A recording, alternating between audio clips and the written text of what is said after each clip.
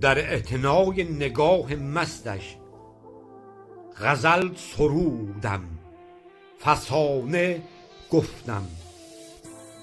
در اعتبارش ز جان و دیده خیال غیر از خیال رفتم. ز درآید به سر برایم، به سر درآمد ز سر برایم. در این هوای سحر برایش هزار حرف نگفته گفتم. شکسته بسته به دل نشسته که جان بگیرد، که خون ببارد. هوای جانش بخواهد از من که سر گدازم به سر بیفتم. چو در هوایش به دیده مستم، ز غیر رویش ز کس گسستم. به دل شنیدم ز وی نواله، هزار گوهر ز دیده سفتم. بهانه های مرا بگیرد، به صد بهانه مرا پذیرد.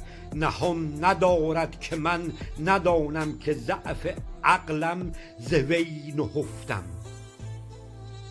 مرا گریز از خیال وی نه، چو هست یادش زوال وی نه. نیم من به غیر مجنون، چو اعتبار رخش شنفتم.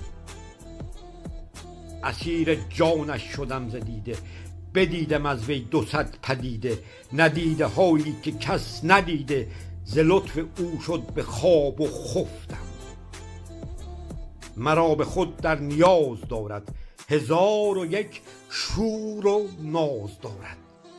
به نازک خاطر و خیالش گذر نباشد که حرف مفتم. میان نازش میان نازم، به غیر او جان و دل نبازم. چو طالبم گو که تا بداند، به قصه هایش به غصه جفتم.